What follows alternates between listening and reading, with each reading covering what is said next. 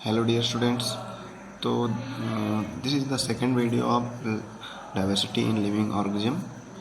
तो पहले वीडियो में या पहले पार्ट में हम लोगों ने क्या पढ़ा था कि बहुत सारी वैरायटी हमारे अर्थ पर बहुत सारे तरह के ऑर्गेनिज्म पाए जाते हैं, है ना। दैट्स वाई उसको डाइवर्सिटी बोला जाता है। There is large number of diverse variety of living organism on our earth, है ना। और उसके बाद हम लोगों ने पढ़ा था कि क्या बेसिस है, किस आधार पे हम लोग इन ऑर्गेनिज्म को क्लासीफाई कर सकते हैं। तो उसके पहले एक माइंड में क्वेश्चन आएगा आपके कि ये जो क्लासिफिकेशन है इसको करने की ज़रूरत क्या है। तो क्लासिफिकेशन इसलिए किया जाता है ताकि हम लोग हर एक प्रकार के जो ऑर्गेनिजम्स हैं उनके बारे में अच्छे से स्टडी कर पाएँ, उनसे हमको क्या बेनिफिट्स हो सकता है इसके बारे में जान पाएँ। और जितना ज़्यादा हम लोग जानेंगे उतने ही ज़्यादा हम लोग नेचर के करीब पहुँचेंगे और बहुत ज़्यादा बेनिफिट्स उससे ले सकते हैं। जैसे आप सभी जानते होंगे बहुत सारे प्लांट्स जो होते हैं मेडिसिनल वैल्यूज़ होते हैं, यानी उनसे बहुत सारे इम्पॉर्टेंट डिजीज़ के लिए मेडिसिन प्राप्त किया जाता है। इसी तरह से एनिमल से भी बहुत सारे ड्रग्स बनाए जाते हैं, चाहे वो लैंड पे रहने वाले एनिमल हो या फिर सी में रहने वाले यानी वाटर बॉडीज़ में रहने वाले। दैट्स वाई हम लोगों को क्लासिफिकेशन बहुत ही ज़रूरी है, यानी हर एक ऑर्गेनिज्म को क्लासीफाई करके उनको कैटेगराइज करके उनके बारे में अच्छे से स्टडी करेंगे तो हमको कहीं ना कहीं उसको स्टडी करने में भी हेल्प मिलेगा और साथ में उससे जो होने वाले बेनिफिट्स हैं या उनसे जो होने वाले हार्म हैं उसके बारे में भी हम लोग अच्छे से अवेयर हो पाएंगे। दैट्स वाई ये क्लासिफिकेशन होना ज़रूरी है। अब उसके बाद हम लोगों ने कुछ क्लासिफिकेशन के बेसिस पढ़े थे कि किस आधार पे हम लोग किन किन फैक्टर्स के आधार पे या किस क्राइटेरिया के बेसिस पे क्लासिफिकेशन कर सकते हैं और ऑर्गेनिज्म को क्लासीफाई कर सकते हैं, अलग अलग कैटेगरी में रख सकते हैं, है ना। जिसमें यूकैरियोटिक सेल, प्रोकैरियोटिक सेल के बेसिस पे या ऑटोट्रॉपिक ऑर्गेनिज्म है या हेट्रोट्रॉपिक है या बॉडी फॉर्म के बेसिस पे, इस तरह के काफ़ी सारे क्राइटेरिया थे जिनके आधार पे लिविंग ऑर्गेनिज्म को अलग अलग कैटेगरी में रखा जा सकता है, क्लासीफाई किया जा सकता है। तो ये तो हुई अभी तक की बात। अब यहाँ पर आप देख रहे हैं क्लासिफिकेशन एंड इवोल्यूशन। क्लासिफिकेशन जिसका हम लोग बेसिस या आधार ऑलरेडी पढ़ चुके हैं। क्लासिफिकेशन बहुत ही इम्पोर्टेंट होता है सभी जीव जंतुओं के बारे में स्टडी करने के लिए। और इवोल्यूशन एक नया टर्म आया, तो इन दोनों में क्या कनेक्शन है, किस तरह से इवोल्यूशन क्लासिफिकेशन में हेल्पफुल है या कनेक्टेड है, इसके बारे में हम लोग यहाँ पढ़ेंगे। तो चलिए स्टार्ट करते हैं। All living things are identified and categorise on the basis of their body design. जितने भी लिविंग थिंग्स हैं, चाहे वो प्लांट हैं, एनिमल है, किसी भी तरह के, वो उनको कैसे हम लोग क्या करते हैं, पहले आइडेंटिफाई करते हैं, पहचानते हैं, फिर उनको कैटेगराइज करते हैं। और उस आइडेंटिफाई करना और कैटेगराइज करना अलग अलग कैटेगरी में ये किस बेसिस पे करते हैं हम लोग, उनके बॉडी के फॉर्म पे, किस तरह का बॉडी का उनका स्ट्रक्चर है, वो कैसा फंक्शन करते हैं। Some characteristics are likely to make more wide ranging changes in body design. कुछ कैरेक्टरिस्टिक जो ऑर्गेनिज्म में होते हैं वो बहुत ही वाइड रेंजिंग चेंजेस लाते हैं, यानी आप बहुत सारे जीव जंतुओं को देखेंगे तो उनमें कुछ ऐसी खासियत होती है जो उनको दूसरों से बहुत ही ज़्यादा अलग करती है। तो इस तरह के चेंजेस जो होते हैं वाइड रेंजिंग चेंजेस उसको बोला जाता है। जैसे अगर मंकी का आप कंपैरिजन करेंगे लायन से तो कम्प्लीटली डिफरेंट है ना, तो एक वाइड रेंजिंग चेंज आपको दिखेगा। इसी तरह से कुछ कैरेक्टरिस्टिक्स होते हैं ऑर्गेनिज्म के जिसके बेसिस पे उनमें काफ़ी सारा अंतर रहता है, काफ़ी सारे डिफरेंसेस रहते हैं। There is a role of time in this as well. तो टाइम का भी इसमें रोल है, यानी समय का भी बहुत इंपॉर्टेंट रोल है ऑर्गेनिज्म के क्लासिफिकेशन में या उनके कैरेक्टरिस्टिक के चेंज होने में, है ना। उनकी खासियत, उनकी जो फीचर्स है बॉडी की ओवरऑल, उसमें जो चेंजेस हैं वो उसमें बहुत बड़ा रोल टाइम का है। तो कैसे, आइए समझते हैं। So once a certain body design comes into existence. मान लीजिए कि कोई पृथ्वी के उत्पन्न होने समय, यानी पृथ्वी जब बनी थी, सूटेबल हो गई थी लिविंग फॉर्म्स के लिए, तो वहाँ पे कुछ ऑर्गेनिज्म आए होंगे, एग्जिस्टेंस में, अस्तित्व में आए होंगे हमारी धरती पर। It will shape the effect of all the other subsequent design changes. और इस तरह से धीरे धीरे उन क्या हुआ होगा, उस पर एनवायरमेंटल इफेक्ट और अदर इफेक्ट हुए होंगे, उनके बॉडी के शेप में चेंजेस हुए होंगे समय के साथ साथ, simply because it already exist, already अस्तित्व में आ गया था धरती पर।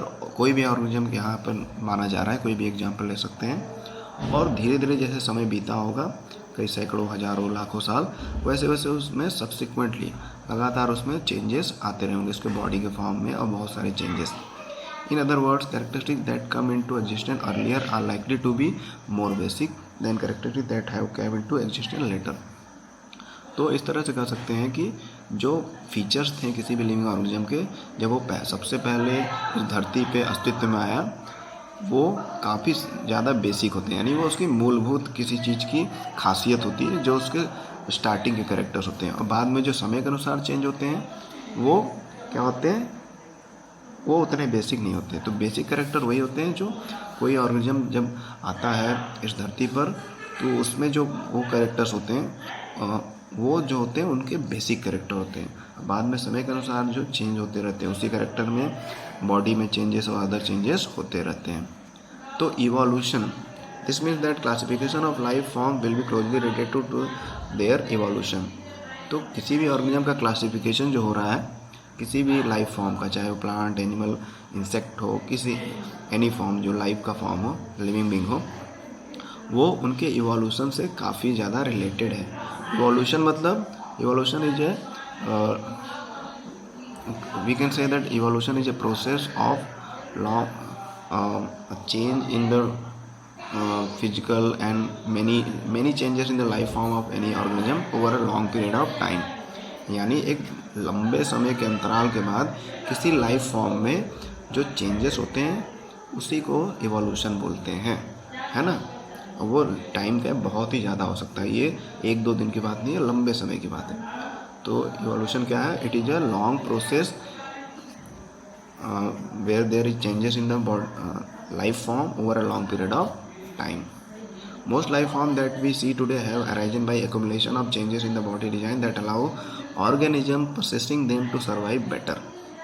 तो अभी के जो लाइफ फॉर्म्स हैं, अभी जो भी हम लोग पेड़ पौधे जीव जंतु देख रहे हैं, कोई भी वो बहुत सालों पहले जब पृथ्वी का हमारा जो अर्थ है सूटेबल रहा होगा लाइफ फॉर्म के ग्रोथ के लिए, डेवलपमेंट के लिए, उस समय रहे होंगे और उसमें बहुत सारे चेंजेस हुए होंगे। एक्यूमुलेशन मतलब बहुत सारे ढेर सारे चेंजेस हुए होंगे और ऐसे चेंज होते होते लाखों हज़ारों साल बाद जब हम लोग अभी हैं तो उसको देख रहे थे, यानी वो अब उसका इनिशियल फॉर्म कैसा रहा होगा उससे वो कम्प्लीटली डिफरेंट है आज का फॉर्म, है ना, क्योंकि इस लॉन्ग टाइम गैप के दौरान उसमें बहुत सारे चेंजेस हुए हैं। तो हम लोग जो देख रहे हैं अभी कोई भी प्लांट है, एनिमल को, वो उसका चेंज्ड फॉर्म है। स्टार्टिंग में अर्थ के जब उसका कोई प्रजाति रहा होगा तो वो कम्प्लीटली डिफरेंट रहा होगा।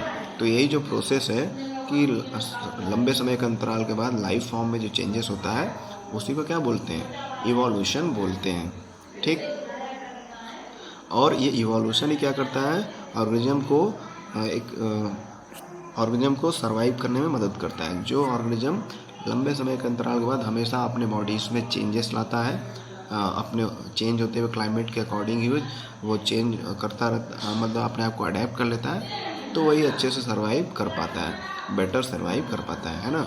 जो चेंजिंग एनवायरनमेंट के अकॉर्डिंग अपने बॉडी में या चेंजेस नहीं ला पाता है तो फिर क्या होता है, वो एक्सटिंक्ट हो जाता है, वो लुप्त हो जाता है। जैसे कि आप सुने होंगे डायनासोर के बारे में, अदर जो ऑर्गेनिजम्स हैं जो एक्सटिंक्ट हो गए।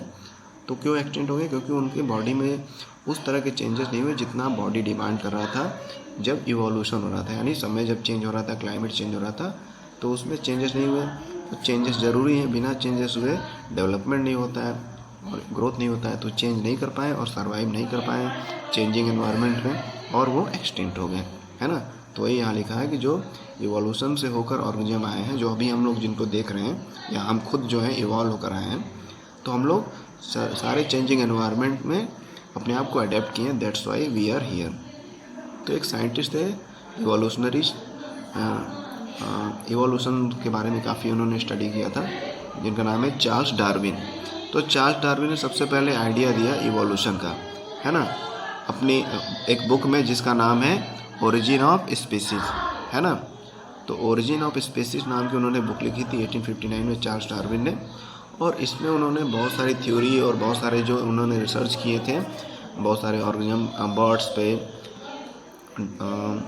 हाँ, तो उसके बेसिस पे उन्होंने लिखा है कि किस तरह से ऑर्गेनिज्म इवॉल्व हुआ होगा, उसका कैसे उत्पत्ति हुआ होगा, ऑर्गेनिज्म कैसे अराइज हुए होंगे इस धरती पर, कैसे वो उत्पन्न हुए होंगे, कैसे उनमें चेंजेस हुआ होगा। इसके बारे में कई सारे आइलैंड्स पे चार्ल्स डार्विन गए थे हाँ, गैलापागो आइलैंड एक है, या और सारे आइलैंड पे भी गए थे। गैलापागो आइलैंड तो अपने पानी के जहाज़ के मदद से वो काफ़ी सारे आइलैंड पे गए थे, बहुत सारे पक्षियों जीव जंतुओं के बारे में पढ़े थे, और इतने सारे रिसर्च और एक्सपेरिमेंट करने के बाद उन्होंने ये बुक लिखी थी ओरिजिन ऑफ स्पीसीज़, जिसमें उन्होंने अपना थ्योरी दिया था कि किस तरह से ऑर्गेनिज्म ओरिजिन हुए होंगे, उनका उत्पत्ति इस धरती पे हुआ होगा, मतलब कैसे बर्थ लिए होंगे और कैसे उनमें समय समय पर चेंजेस हुए होंगे, और किस तरह से वो अपने आप को अडेप्ट करके अभी भी जिंदा है ना। तो चार्ल्स डार्विन ने एक और टर्म दिया था, सर्वाइवल ऑफ द फिटेस्ट।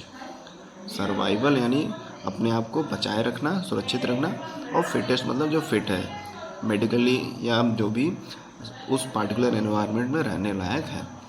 तो इसी बुक में उन्होंने उस वर्ड का, उस थ्योरी का भी जिक्र किया है कि वही जीव जंतु सरवाइव करते हैं, बचे रहते हैं जो फिट होते हैं। फिट का मतलब है कि वो ऐसे जीव जंतु जो चेंजिंग एनवायरनमेंट में अपने आप को अडेप्ट कर लेते हैं, अपने बॉडी को ढाल लेते हैं, तो वो सरवाइव कर पाते हैं, उन्हीं को फिटेस्ट बोला जा रहा है। और जो चेंजिंग एनवायरनमेंट में अपने आप को ढाल नहीं पाते हैं, अडेप्ट नहीं कर पाते हैं, तो फिर वो क्या हो जाते हैं, एक्सटिंक्ट हो जाते हैं, क्योंकि एनवायरनमेंट फिर उन पर हावी हो जाता है, और एनवायरनमेंट का वेट ज़्यादा हो जाता है, और ऑर्गेनिज्म अपने आप को सरवाइव नहीं कर पाता उस सिचुएशन में, और वो ख़त्म हो जाता है उसकी प्रजाति। ठीक है, तो ये सारी चीज़ों के बारे में उन्होंने डिटेल में अपनी बुक ओरिजिन ऑफ स्पीसीज में लिखा है। आगे बढ़ते हैं। When we connect this idea of evolution to classification, जब हम लोग इस इवोल्यूशन जो आइडिया है, इवोल्यूशन यानी अ long process of changes in the life form is called evolution, एक लंबे समय के अंतराल के बाद जो लाइफ फॉर्म में किसी लिविंग बीइंग में चेंजेस होते हैं उसी को इवोल्यूशन बोलते हैं। तो क्लासिफिकेशन से अगर इसको हम लोग कनेक्ट किया जाए, we will find some group of organism which have ancient body design that have not change very much. तो हम लोग पाएंगे कि कुछ ऐसे ऑर्गेनिज्म हैं जिनका बॉडी डिजाइन जो एंशिएंट टाइप का है, यानी प्राचीन समय का है, यानी धरती पर जिस तरह से वो उत्पन्न हुए थे, उनका ओरिजिन हुआ था, वैसा ही है, उसमें कोई खास चेंज नहीं हुआ है। We will also find other group of organisms that have acquired their particular body design relatively recently, और हम लोग कुछ और ऑर्गेनिज्म भी पाएंगे जिनके बॉडी में क्या हुआ, एक्वायर्ड चेंजेस हुए, यानी वो समय समय पर एनवायरमेंटल जो चेंजेस हुए उसके अकॉर्डिंग उनके बॉडी में काफ़ी सारे चेंजेस हुए हैं, और उस वजह से वो सर्वाइव कर पाए, है ना। दो इन द फर्स्ट, तो जो प्राचीन समय के हैं मतलब एंशियंट बॉडी है, यानी जिनका बॉडी जैसे ओरिजिन हुआ था अर्थ में सबसे शुरुआत में, वैसे ही अभी भी हैं, तो इनको फर्स्ट ग्रुप एनिमल बोला जाता है ना, या फिर प्रिमिटिव बोला जाता है। प्रिमिटिव मतलब बहुत ही प्राचीन, बहुत ही एंशियन, या फिर लोअर ऑर्गेनिज्म बोला जाता है। जबकि दूसरे जो ऑर्गेनिज्म है जो समय के अंतराल पर इवोल्यूशनरी गैप के आधार पर उनके बॉडी में चेंजेस हुए हैं जिसकी वजह से वो सर्वाइव कर पाए हैं, तो इनको सेकेंड ग्रुप ऑर्गेनिज्म बोलते हैं, या एडवांस बोलते हैं, या हायर ऑर्गेनिज्म बोलते हैं। अब इसको हायर क्यों बोलते हैं, इसको लोअर, क्योंकि कुछ ऑर्गेनिज्म जो है एंशियंट टाइप के हैं, उनके बॉडी में नॉट चेंज वेरी मच, हल्के फुल्के चेंज हुए हैं, ओवरऑल बहुत बड़े लेवल पे चेंजेस नहीं हुए, लेकिन एडवांस वाले में बहुत ज़्यादा चेंजेस हुए हैं। दैट्स वाई इनको हायर ऑर्गेनिज्म बोला जाता है, क्योंकि बहुत ज़्यादा चेंज हो चुके हैं अपने, अगर एंशियंट टाइम से उनके बॉडी फॉर्म से कंपेयर किया जाए तो। In reality this terms are not quite correct since they do not properly relate to the difference. तो ये जो टर्म्स दिए गए हैं, एडवांस या प्रिमिटिव ऑर्गेनिज्म, पुराने समय के, अभी समय के जो चेंज हुए हैं, ये जो टर्म्स हैं उतने ज़्यादा सही नहीं है, क्योंकि ये उतना ज़्यादा डिफरेंसेस क्लियरली नहीं बता पा रहे हैं।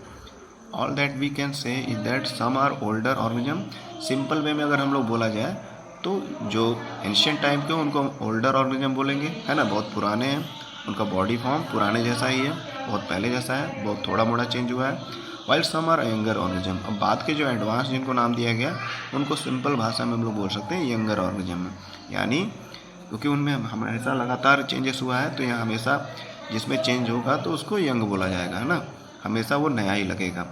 Since there is a possibility that complexity in design will increase over evolutionary time, और ये भी पॉसिबिलिटी रहती है कि कॉम्प्लेक्सिटी, जो जटिलता होती है बॉडी में, जो स्ट्रक्चर में बहुत सारा कॉम्प्लेक्सिटी, बहुत चेंजेस आते हैं, जटिल चेंजेस आते हैं उनके बॉडी फॉर्म में, ये लगातार बढ़ते रहता है जैसे जैसे इवोल्यूशनरी टाइम बीतता है, यानी लंबा टाइम गैप जैसे जैसे बीतता है वैसे वैसे बॉडी में बहुत सारे कॉम्प्लेक्स चेंजेस होते हैं। इतने सिंपल चेंजेस नहीं, बहुत ही कॉम्प्लेक्स चेंजेस होते हैं। It may not be wrong to say that older organism are simpler. और तो इसीलिए ओल्डर ऑर्गेनिज्म को सिंपल या लोअर ऑर्गेनिज्म बोला गया है, क्योंकि उनकी बॉडी में ऑलमोस्ट ना के बराबर चेंजेस हुए हैं, थोड़े मोड़े चेंजेस हुए हैं, तो एकदम सिंपल उनका बॉडी फॉर्म है। लेकिन जो एडवांस ऑर्गेनिज्म है, जिनको यंगर ऑर्गेनिज्म बोला जाता है, क्योंकि हमेशा वो टाइम गैप के अकॉर्डिंग हमेशा अपने आप को चेंज करते गए हैं, तो हमेशा वो यंग लगते हैं और बहुत ज़्यादा उनका बॉडी कॉम्प्लेक्स हो गया, इतना ज़्यादा चेंजेस हो गया है कि उनका बॉडी काफ़ी जटिल है उसको स्टडी करना। जबकि सिंपलर ऑर्गेनिज्म को स्टडी करना ज़्यादा ईजी है, क्योंकि उसमें ज़्यादा चेंजेस नहीं हुए हैं। नाउ नया एक टर्म पढ़ते हैं, यहाँ येलो कलर का बॉक्स बना हुआ है। मोर टू नो, कुछ ज़्यादा समझते हैं, ज़्यादा पॉइंट्स को। Biodiversity. Biodiversity means the diversity of life forms. Bio means life and diversity means variety.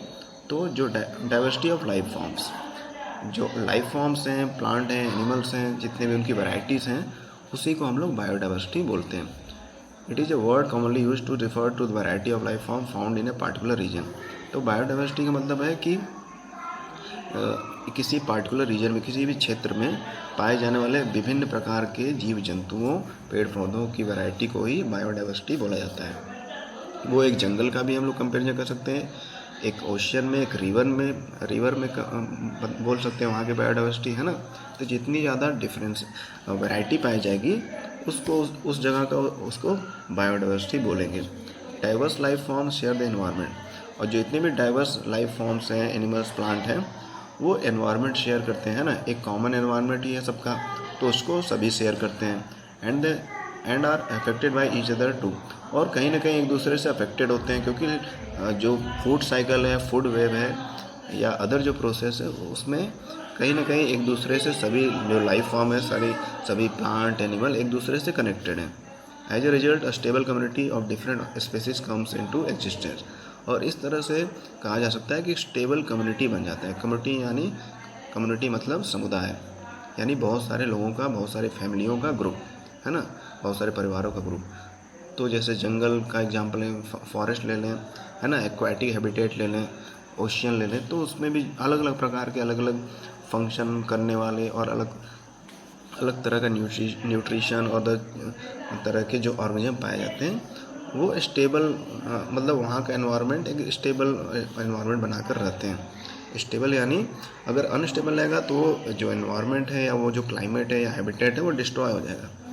तो जो जंगल जैसे का तैसा बना रहता है, सभी जीव जंतु उसमें रहते हैं, तभी भी कुछ शाकाहारी रहते हैं, कुछ हार्बीवोर रहते हैं, कुछ कार्निवोर, फिर भी वो जंगल सरवाइव करता है अगर उसमें ह्यूमन इंटरवेन ना हो, यानी मानवों का उसमें अगर कुछ हस्तक्षेप ना हो तो स्टेबल रहता है। तो वही इसमें बोला जा रहा है कि सारे जो बायोडाइवर्सिटी जहाँ भी होती है, उसमें कई प्रकार के जीव जंतु रहते हैं, एनवायरनमेंट को शेयर करते हैं और एक दूसरे के लाइफ को अफेक्ट भी करते हैं, और इस तरह से एक स्टेबल कम्युनिटी बना रहता है।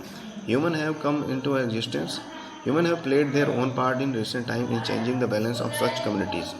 और जब ह्यूमन आया, तो जैसा कि हम बोल रहे थे कि ह्यूमन जब आता है तो कुछ इंटरवीन करता है, यानी हस्तक्षेप डालता है नेचुरल प्रोसेस में। तो वही बोला जा रहा है कि इंसान आया और उसने क्या किया, recent time changing the balance of the, ये जो बैलेंस बना हुआ था, नेचुरल बैलेंस बना हुआ था बायोडाइवर्सिटी में, अलग अलग कम्युनिटीज़ में, नेचुरल कम्युनिटीज़ में, उसको डिस्टर्ब कर दिया।